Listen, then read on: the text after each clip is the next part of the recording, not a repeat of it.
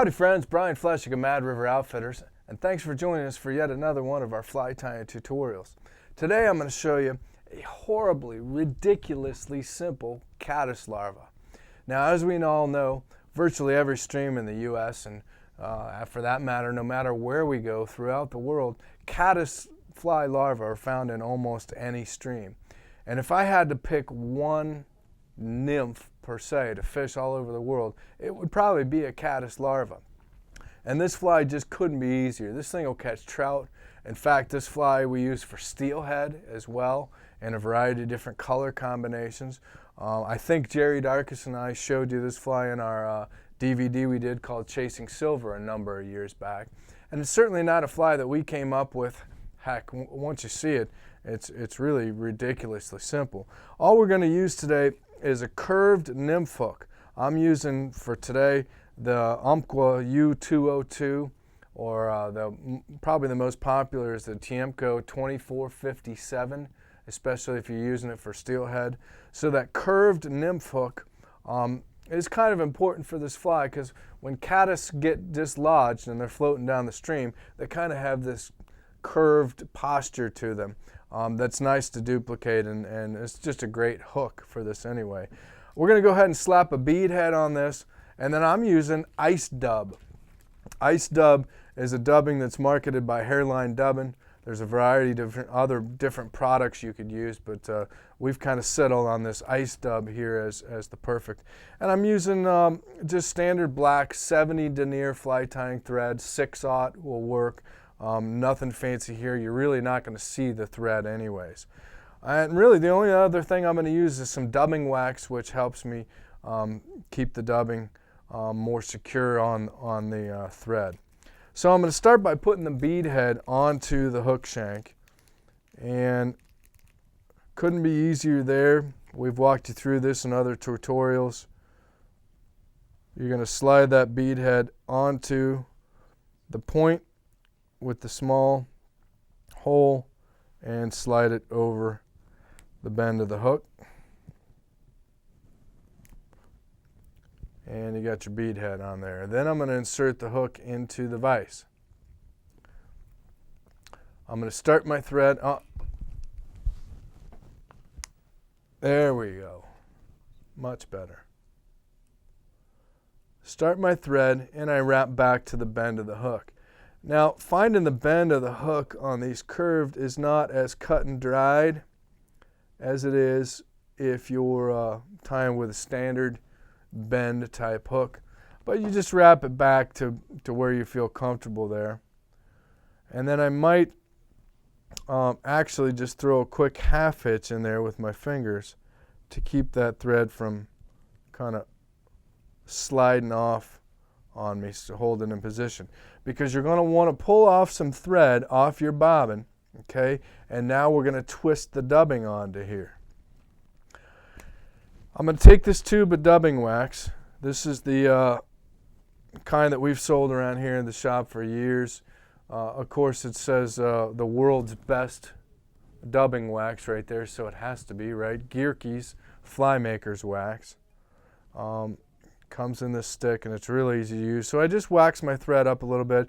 You don't want it too thick, just enough to add a little extra grab to get that dubbing to adhere to the thread.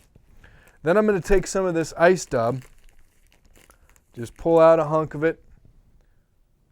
I'm going to hold some of it in my left hand. I'm going to hold the thread here in my left hand as well. And then I'm just going to pull off little wisps of that dubbing. One of the keys to successful dubbing is being sparse.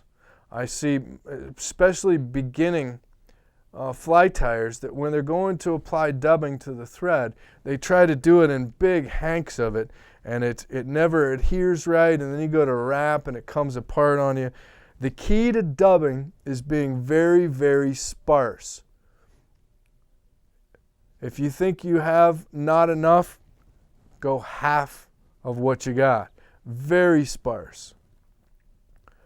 And then what I'm doing is I'm using my thumb and my middle finger to roll that. And of course I roll it in only one direction.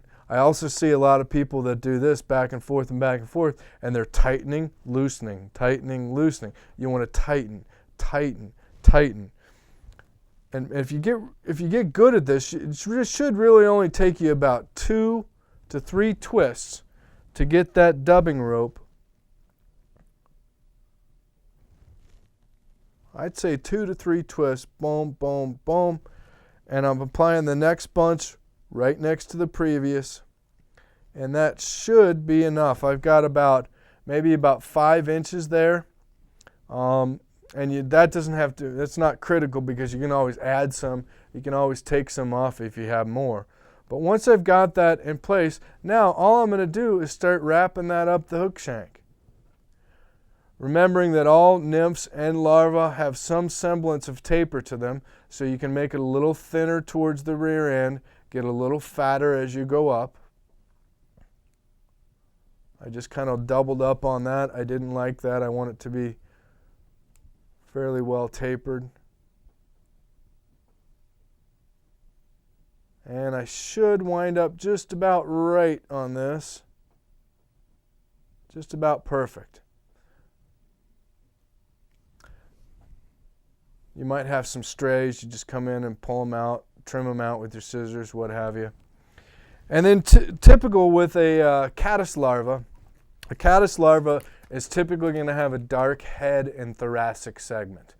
Now, one thing that you could do is use a black bead head. That would make some sense, wouldn't it? I've used the gold so you can see it a little bit better today. And then I can add that dark head and thoracic segment. Let me get a little bit of wax on here. Just a little thin coat of wax on my thread. Just take little wisps of the black ice dub. And that's going to give me, boom, I'll take about 2-3 wraps right behind the bead, and that gives me a little semblance of that dark head and thoracic segment. You know, I certainly didn't invent this fly. Somebody showed it to me along the way, or I probably saw it in a catalog. And you can tie this in any color variation. Of course, this green color does a great job of imitating your net spinning genus of caddis that we have so many of throughout the world. And like I said, if I had to pick one nymph to fish with on all the trips that we do, it would probably be a green caddis larva. This is a super simple attractor style version. Now I'm going to finish this fly with my fingers because I can't get my half hitch tools over it, and it's not practical for a whip finisher in my mind behind a bead. So I'll just do the whip finish with my fingers. If you need to see that, refer to one of our other tutorials. I'm sure I showed that to you at some point here on YouTube. I finished that fly. And again, friends, you tie this on a stout enough hook, you can mess around with the different color variations. That's a fantastic steelhead nymph here in the Great Lakes. We tie them in size 12 and 14 in the Lake Erie region for steelhead. You might go to a 10 or 12 up in Michigan. But play around with the colors. You can even play around with the materials, but it doesn't get any easier. A super simple caddis larva here at MadRiverOutfitters.com. So thanks for joining us, and we'll see you soon. Don't forget to check out our blog for step-by-step tutorials and the recipes for all the flies we show you here on YouTube. Thanks for joining us.